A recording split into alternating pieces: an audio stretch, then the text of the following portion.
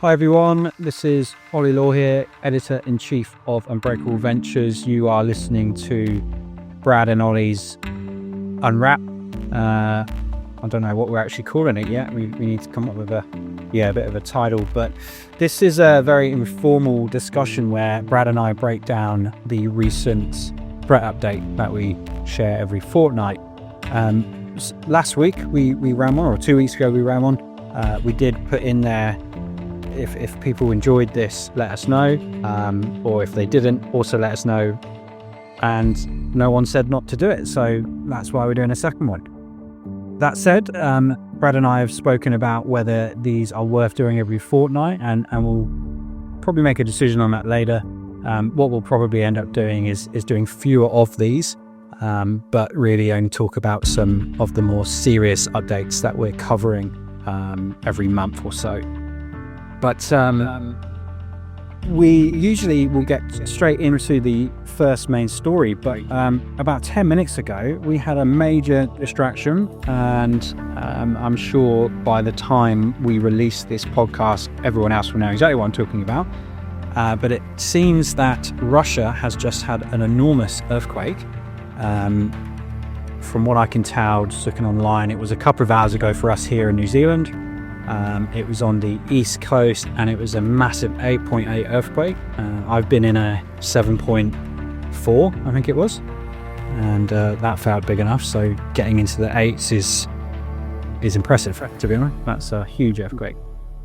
So in New Zealand, we get a very intrusive, loud alarm on our phones, Apple smartwatches, all those sorts of things. And just as we were about to record this, it came through. I was actually in my car at the time, stuck in a bit of traffic, and the radio DJs, you could hear it going through their mics just as they're about to run through a bit of a joke, and it really threw them off guard there. But what was also interesting was looking at the traffic beside me, particularly the cars moving in the opposite direction. Everyone looked down at their assuming phones or watches. I was observing everyone, and everyone looked down, which to me felt like a bit of an issue in itself, right? But how could you ever know who's driving and whatever? But it was, it's always funny when those alarms go off.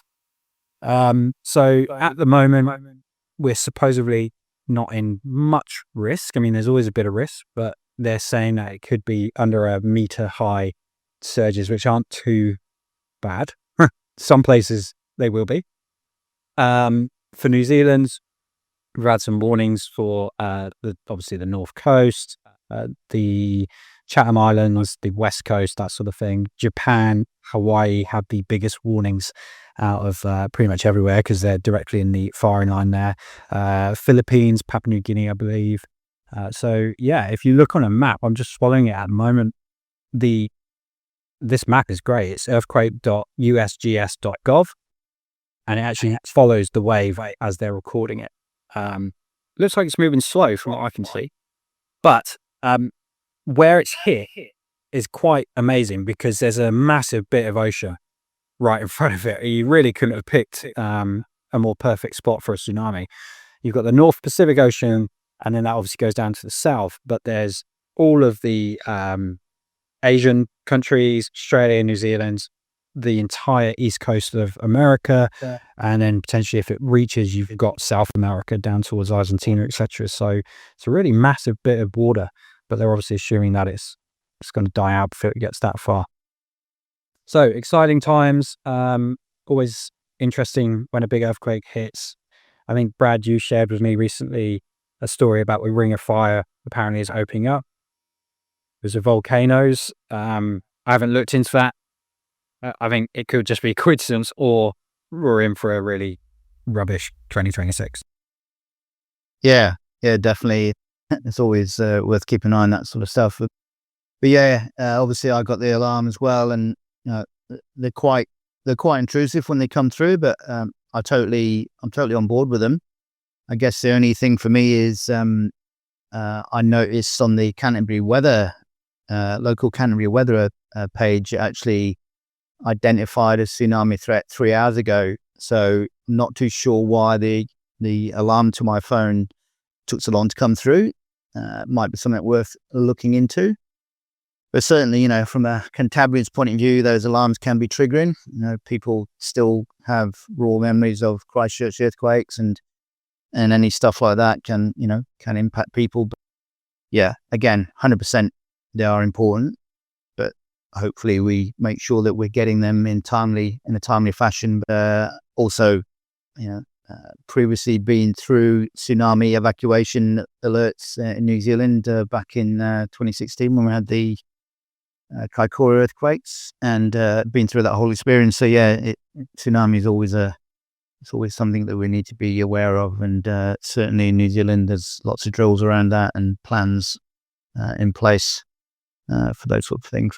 So you were just saying about this weather website, I'm assuming it was, sending a warning 3 hours before the country got the civil defense warning there. There's probably a discussion in that, right? In terms of what we've been working on at Fix Inc. and with F24, this common operating picture, and the fact that, you've clearly got a different agency here. Canterbury Weather's not going to be run or overseen by the same guys that are looking after emergency management, civil defense, I'm assuming. If they are, that's not good. But assuming they're not, this is a really good example of how another agency is either jumping the gun or sharing information that's in silo to the official sources. No, it is a really good point, and exactly what we are heavily involved in discussing at the moment with local and New Zealand government around this common operating picture. There seems to be lots and lots of different sources of information, and this is a really good example of two sources of truth coming out here at different times. So definitely something that we need to address. It was actually my wife that told me about the weather site, so that's someone outside of our world of resilience, noticing that these things weren't aligned. So there's definitely an issue, and she won't be the only person that's obviously commenting on that. So yeah, we definitely need to be notified and informed, but we need to have a mechanism to manage that information. And that's certainly something that has come out in recent reports around the management of information and the impact on situational awareness, where those failings are being identified. So yeah, just another example of we need to get this stuff sorted. The other thing I noticed, I'm on iPhone, which I know some of our listeners might be disappointed here, and I wasn't able to scroll the full message that came through. And obviously I was in a rush to get on this podcast, so I just kind of ignored it eventually. But it looks like there might have been some compatibility issues with the actual message coming through. Did you have the same on your iPhone? Yeah, I did actually. Interestingly enough, I'm also on Apple Watch, and I could actually scroll the whole message on that, but I couldn't scroll the whole message on my phone. So yeah, I'm not sure what's going on there. So yeah, you're right. There is some sort of, be interested to know any users on Android if they had a similar issue. Yeah, absolutely. I might text some friends, see what they experience. So yeah, that's pretty interesting story there. Does it warrant a full article? Possibly not. I think, we get earthquakes all around the world, but it'd be in these scenarios, Unbreakable Ventures is all about actually dissecting the entire event in terms of how,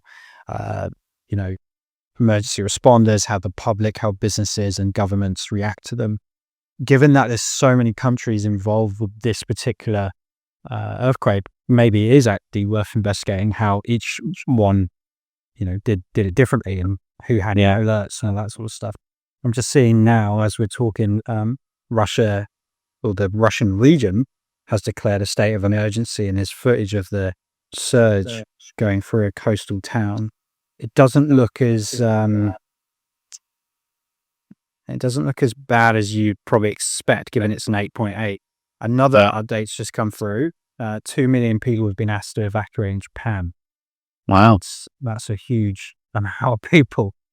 I'm just having a quick read of this. So Hokkaido, where local media footage shows people gathering on rooftops. Some are also gathered in observatory overlooking the beach. So people are watching, which is not the right thing to be doing. Yeah. And they've just asked 2 million people to leave. So they're looking at 3-meter high waves in this tsunami in Japan, which is much bigger than what we've been told previously, which means this is obviously a very developing story.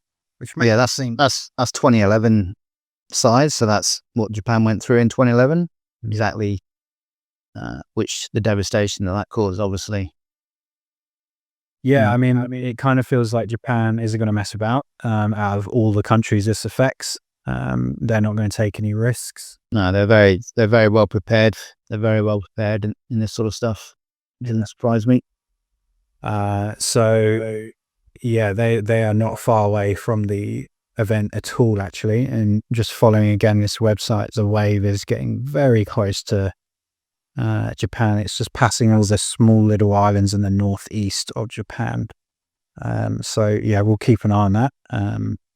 Pretty frightening for them, but I mean, as you just said, they are a nation that deals with this stuff pretty much every day.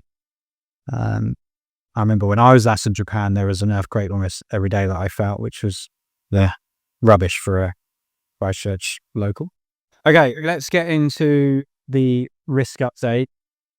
I will keep an eye on any developments with this tsunami, and we might talk a little bit further about it at the end. But let's cover off the stories that came up in the update we released this week. So this was for July 28th is when we released that. The first major story was regarding the US Nuclear Weapons Agency that was breached. Now, I actually wrote a bit of a, not breaking news because we don't really do that at Unbreakable Ventures, but a timely article on this SharePoint breach, Microsoft SharePoint, particularly for on-point, what they called, premises servers. So not cloud. If people have SharePoint in the cloud, doesn't affect them. Yeah, it was those that had them on-prem. So this is the same story. And for those that aren't aware or didn't listen, I'll give you a quick summary. So Chinese state-sponsored hackers exploited Microsoft's SharePoint zero-day vulnerabilities, and they breached the National Nuclear Security Administration, stealing cryptographic machine keys that enable persistent access even after patching. In total, over 400 servers were compromised globally, and this covers government, banking, critical infrastructure, hospitals, that sort of stuff. So pretty bad. Some notable stats: the NNSA maintains America's 5,000 nuclear warheads and responds to radiological emergencies. No classified information was stolen due to those air-gapped networks for sensitive data, which I'd like to talk about further in a second. Attackers bypassed Microsoft's earlier patches, showing systematic reverse engineering, which is interesting. So tool shell is what they are called, or what this exploit is called. It's an exploit chain that affects only on-premises SharePoint and not cloud versions, as I just mentioned. And Microsoft released emergency patches on July 21st, but machine key rotation was required twice. So yeah, pretty serious when an agency that deals with nuclear anything really, let alone warheads, is getting breached. I can't quite understand how China or China's state-sponsored hackers are getting away with this sort of stuff. What's your thoughts on it? What's your thinking around this air gap network, and what is that, and does it work?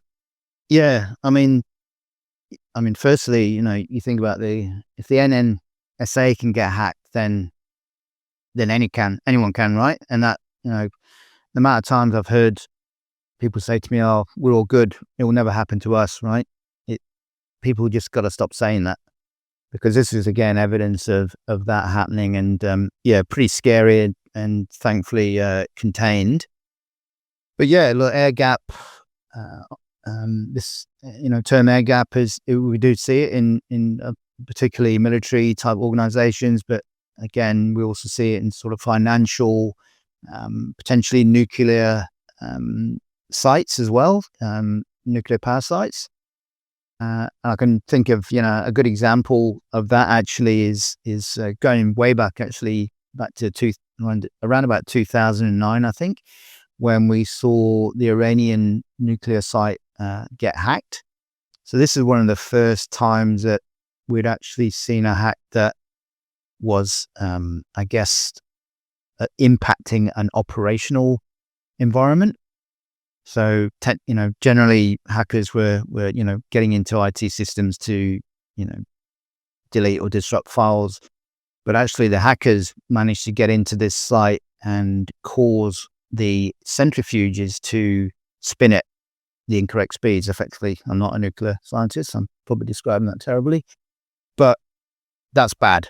If your centrifuges are not doing what they should be doing, that is really bad. Now, again, that was the first time we saw kind of an operational attack.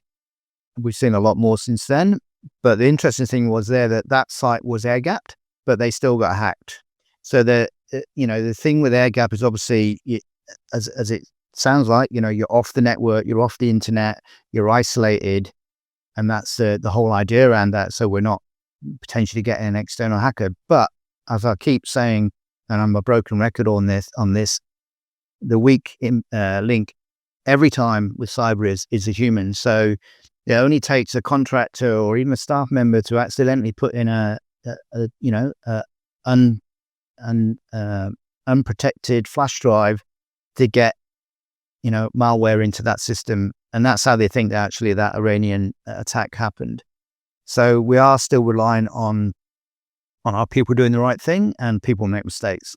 So interestingly, while this air gap is a good idea, it does have those sort of vulnerabilities, and potentially you have this kind of people going not being as secure because they think they're protected, so that they're a bit less, their guards dropped, and maybe they're not as protective as they normally would be, and this is how these things get in. And also they're quite hard to maintain because they're not getting automatic updates, patches, so it has to be all done manually. So you've got to have an in-house expertise from an IT perspective. The system's a lot slower. They can't share information. So yeah, definitely a good system, but people just need to be aware that there are other vulnerabilities that you need to consider if you are thinking of having an air gap system. I saw on one of our posts about the SharePoint 0-day vulnerability there. We had a comment from what appears to be a cybersecurity expert who talks about that a lot of people are using SharePoint as an intranet for obvious reasons. I mean, it's practically what it's designed for. Yeah. But he kind of warns that no intranet should be allowed to be connected to the internet externally, or you shouldn't be able to access it externally through the web, I guess. Which, to be honest, is not something I'd ever thought about before. And you kind of almost feel like, well, it wouldn't be because you've got files in your OneDrive and you've got your whole 365 environment. But again, it's not to say that an employee is not going to set up some sort of way where you can access it externally. Yeah. So I think it's exactly right. Like, the name infers that it is internal, but there is a misconception that, and if it's not set up correctly, then it is accessible externally. So generally intranets were designed so it was an in-house sort of web page that the staff could go to get information on company business, I guess.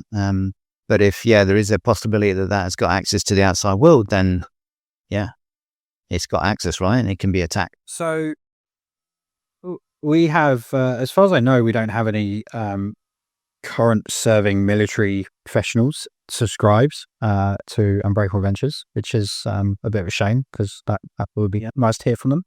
So for everyone else who isn't in that sort of setting, and for people who aren't looking after nuclear warheads, I'm thinking more medium-sized businesses or, well, anyone else really.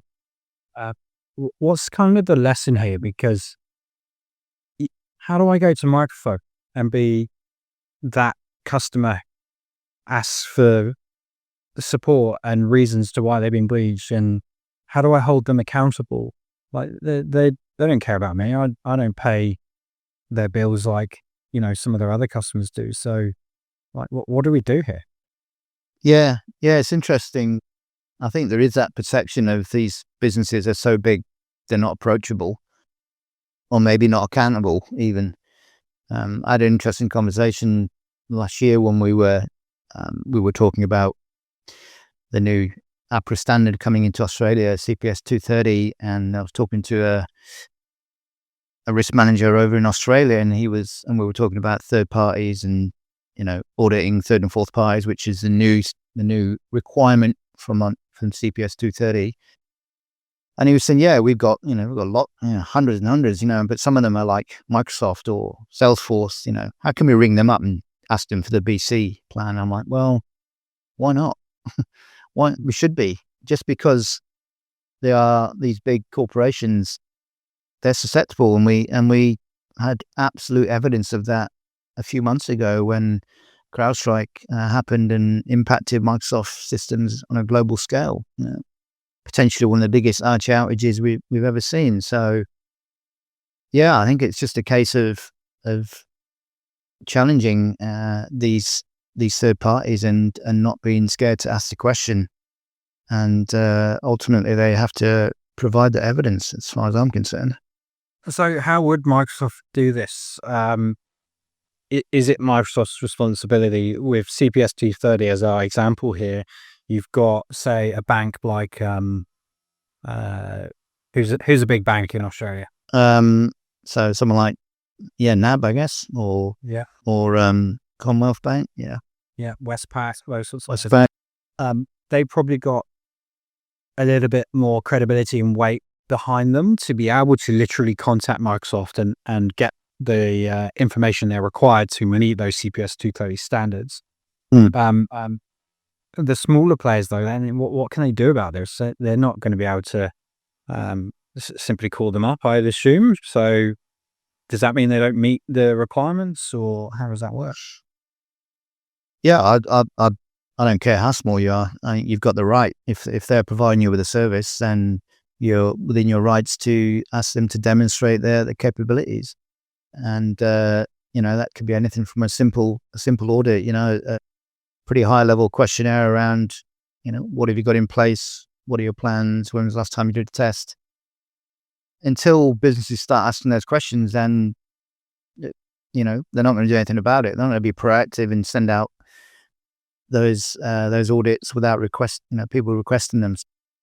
So yeah, I think just do your work, do your internal BIA analysis, identify those dependencies, and challenge them. Why wouldn't they provide you with that? It's within your rights, and ultimately you make the decision in the end. If they're not cooperating, then the next time you have a contract renewal or you're looking to upgrade, then you go somewhere else. If enough people start doing that, then these big organizations will have to take this stuff seriously and prove that they are doing their disaster recovery just as well as you're doing yours. So I think, whilst that sounds like a bit of a segue, the lesson here is actually, you look at Microsoft is the supplier to the NNSA. Say they've had an issue, a major one. There's an enormous responsibility through the NSA for security, and probably more so than private businesses. But the lesson here is that we really need to be probably hammering our third parties more than what we historically have, particularly with the evolution of AI. Policy doesn't seem to ever keep up with the speed of technology advancement. So there's all of those things. And I think the point you kind of said there is like, if enough people saying that to their suppliers that this isn't good enough, then they start to listen, because then that becomes a potentially financial issue for people like Microsoft. Yeah, we've got to change the attitude, and we are seeing that, since COVID, there's more people that are aware of what business continuity is, what disruption means to the business. We're seeing, tenders now requiring organizations to have plans in place, demonstrate they've got resilience in place. So it is changing slowly. And we just got it. The more people that are pushing that, then change will become business as usual. Everyone will expect that when they are applying for a tender, they have to have their business continuity plan in hand to go, yeah, we can protect your business if we have a disruption, it will not impact your business. So yeah, why not? And yeah, that's has to happen. Okay, so before we move on to story 2, I've just been keeping an eye on the tsunami updates. So as I said a little earlier, they are looking at evacuating 2 million people in Japan. A Maui resident in Hawaii has just been interviewed on the BBC, and she's basically saying that she can see the water rising and then backing away, which means Hawaii sounds like it's about to experience the tsunami. Yeah. And as a result, the US Coast Guard in Honolulu has issued an order of evacuation for commercial vessels from Hawaiian ports, which is interesting. I would have assumed that quite a dangerous move to get, if they're already in port, they're asking them to leave, which seems like unnecessary traffic, and really people should be evacuating. You can't. My understanding is you can't outrun a tsunami. While they look like they're not moving fast, they are. Well, from what I'm reading here, it sounds like they want them to go out a little bit further and literally kind of sit on the wave. And I've seen this before, examples where tsunamis have come under the boat, and it obviously rises, but right, it's a much safer place than the boat being in port, which can then obviously be pushed onto land. But I think in some scenarios you would kind of allow that to happen if it meant people got away, and instead of now they're doing a lot of traffic around, all of these big vessels having to leave the port, which can sometimes take hours. So there must be more information about that. But interesting that it's already down into Hawaii. I'm starting to wonder what this is going to look like for New Zealand if the residents of Hawaii are noticing the ocean moving either. Yeah. So might have to cut this podcast short in a minute. Yeah. Well, I've got my grab bag. You got yours ready to go? The wife does. I think we're moving out, though we haven't got any stuff, so we don't have to grab. No, that's great. That's great. I did tell her when I got home earlier that we need to put the mattress into our van, and we might be sleeping in that tonight. So for those listening, just to give you context, Brad and I both live extremely close to the ocean, and for resilience practitioners, it's probably one of the worst places to live if you're concerned about tsunamis or you've got tsunami risks. I could throw a stone to the ocean from my front door. Brad could probably walk there in about 10 minutes. And we're both on flat ground. Luckily for me, it's about a 20-meter driveway to a very steep hill. But I think you're a good few kilometers away from any hills where you are, aren't you? Yeah. 10-minute drive probably, but yeah. So it's doable, but it's not ideal. No. So yeah, we do take these things a little bit more seriously, given how close we are to the waters. Okay, let's talk about story 2 briefly. This is a really interesting one. I find these stories quite fun because they almost seem a little bit ridiculous. But again, for those that might have missed this, a Georgia appeals court vacated the first known judicial ruling based on AI-generated fake legal cases. Trial judge issued divorce order citing 2 fabricated cases, with the lawyer doubling down, citing 11 additional fake cases when challenged. Only 2 states require judges in the US to be what's called tech competent. I mean, that's a very broad term, particularly on AI. So, a couple of notable stats and facts. 95 documented AI hallucination cases in US courts have been recorded since June 2023, with 58 in 2025 alone.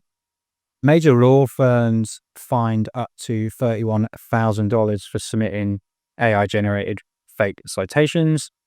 Most judges receive pretty much zero training on detecting AI hallucinations and AI-generated content.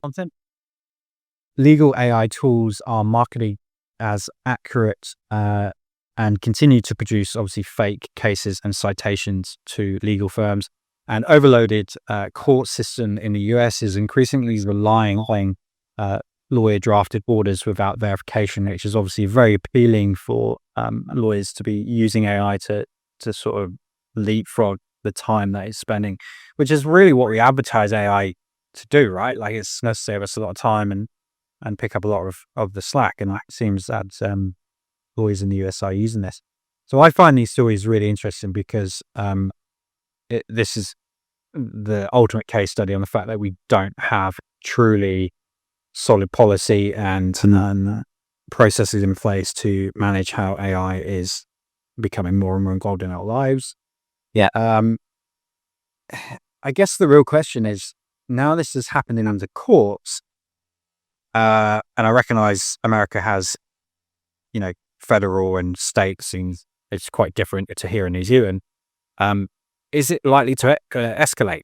Is this going to stabilize in the short term? Is there anything you can do to sort of get on top of this risk or this potential threat here? It's likely like AI is going to accelerate and be adopted more than it ever has. And can we keep up with that? That's really the question. Any thought? Yeah. It certainly is accelerating. And again, this, as you said, this is a really good example of how it can go wrong very quickly. And I think the key thing for me is, our businesses investing money into, this smart AI technology, but not investing money in their people to use it.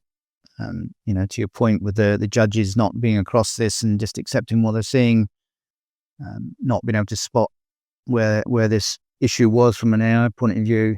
So policy is not keeping up.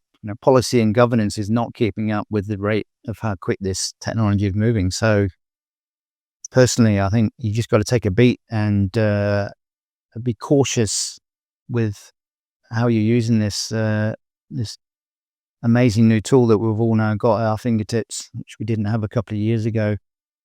So I mean, where else is this going to happen? I think when you think about our world and what we deal with, and I do keep seeing these posts from people saying, "Oh, I can now do my BIA in 2 minutes using ChatGPT or whatever," or my threat analysis. It's just bang that out and it's all done. It's like, we spend hours analyzing and finding out all the right information for these businesses, and I just struggle to see how you can accurately do that in 2 minutes or 1 minute. So we've got to be cautious and not just accept, just because it walks like a duck, quacks like a duck, doesn't make it a duck, right? So we've got to be careful and cautious is my thoughts around this, because otherwise we're going to see more and more cases like this. I think another key point to continue to raise, which seems to be kind of put under the bed a little bit here, is the hallucinations point of view. And that's really what this story is about, right? Yes, we've come up with fake citations in this particular legal case. And that's purely because the prompts haven't been checked by the legal team, and then obviously the judge has probably missed them as well. So I'm probably butchering these numbers, and they change every day because they are monitored every day. But someone like OpenAI's ChatGPT is 74% accurate according to recent findings. So that's a huge margin for hallucinations through the world's number one LLM. The one I understand is the most reliable is Anthropic's Claude, which I personally use quite a lot. And obviously, a lot of these references that are coming through an LLM have a little link or resource link to where it's finding that. But I don't know if you've noticed, but I've been clicking on a lot of these, and I would say maybe one out of 50 odd is a link to a website that doesn't exist. It's just a completely fake link that it's just put in there. So not only is it hallucinating the text, it then saying, well, I need to put a resource in here, which is also not real. It's so, and people are going to forget that if they are getting more positivity and more support out of an LLM than, say a coder who's using it to build code. Yeah, what can organizations do, particularly because the risk here is that bigger organizations are going to have staff just freely using LLMs left, right, and center because it feels like it really helps them, and it does to a certain point. Yeah, what's the thinking from a big organization? What can we do? What's the risks with our staff just using these whenever they feel like it? Yeah, I mean, I guess it's like anything, you got to put IT policies in place. So your IT policies for using, websites and information outside of your business have been around forever and a day. So is the IT department updating those policies? Yeah, certainly. All right, so I think we'll look at wrapping up. We do have our quick fire stories. So to quickly go through these because they are quick fire. We had Alaska Airlines IT outage, which grounded fleets. Hardware failure caused 3-hour ground stop, 150 plus cancellations. It was actually across a couple of airlines. I feel like we've having a bit of deja vu there. It always seems to be airlines and airports. Swiss broadcasting infrastructure was disrupted through a mysterious SRF website outage that was linked to a US web company that had nothing to do with the broadcasting network. So there's some theory that this could be a state-backed cyber event through somewhere like Russia or China. The important note there is that that's a really effective place to be attacking when you're trying to disrupt enemies' infrastructure, I suppose. We had global Starlink outage as well that affected affected millions of customers over a 2-hour global internet outage.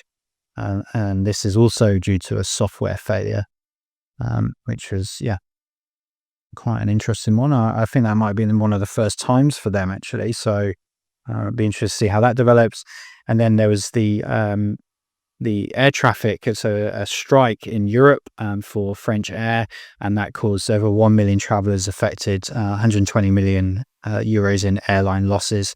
And it severely disrupted the European holidays. It's their summer holidays at the moment, so some chaos over there in the airports. Out of any of those stories, any that jump out to you, Brad? Yeah, absolutely. I think I agree. That's probably the standout story there for me. Everyone's kind of talking. Well, they were talking about Elon Musk, and it's gone a bit quiet now. I'm sure it will come back, but once they've gone through Trump. Look, I think with Starlink, that's potentially such a vital service one day, particularly for what it's designed for, which is for countries and regions of the world that have never had access to any type of internet. And you can use it as a something for resilience as well, right? It can be an emergency tool to have access to satellite internet like that. So to see it be disrupted is interesting. The fact that had nothing to do with the satellites and it was a software failure. It'd be interesting to see what the cause of that was and why it happened and what they're doing about stopping it next time. So, as you say, things do tend to affect the people who are subscribed to these tools. Are they have they got a plan? So, okay, tsunami update. No toilet flushing in Maui, apparently. That's all we've got. So, that's good news, I think. Well, it's not good news for them, but yeah, I think it looks like. So I was just reading. Tsunami waves expected to arrive in Hawaii's shores shortly after Japan's northern coastal waves of 40 centimeters. So Japan is very, very close to the epicenter here, and it was only 40 centimeters, which is interesting. I mean, that means that we might be all right, but it is warning us that there's probably going to be more tsunamis from aftershocks throughout the night. Yeah, interesting. Okay, that will wrap us up today. I mean, that was a really good chat. It's always nice to have an additional story to talk about on the basis no one's getting hurt or affected too heavily by this earthquake. 8.8 is massive. God, I wasn't anywhere near that. So, yeah, we'll wrap up today. Thanks, Brad, again for your time and your insight. Always appreciate it. And I think, as I said at the start, we'll probably look to do these maybe once or twice a month at most. We'll check what the stories are that are coming through and decide to attack them. There's always something. For those that are listening, just remember all of the advisors and people who contribute to Unbreakable Ventures are available to talk with online. We schedule about 45-minute, 60-minute chats online. They're completely complimentary. It's just an opportunity for you to talk to the people who put this content together, get their advice and opinions on any threats that might be affecting you or your business. So do take advantage of that, because it's great to share your thoughts, feelings and concerns. Resilience is about community and communication. So really do encourage you to check out the links through unbreakableventures.com. Until next time, stay curious, stay informed, stay safe.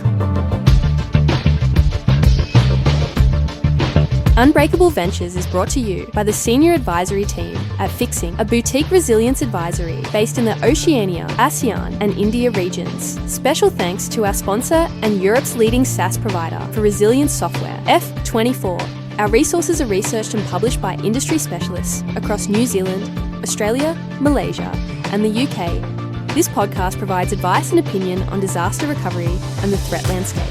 The content is not a substitute for expert guidance during a crisis. Unbreakable Ventures is trademarked by Fixing Consulting Partners, a Fixing Group company.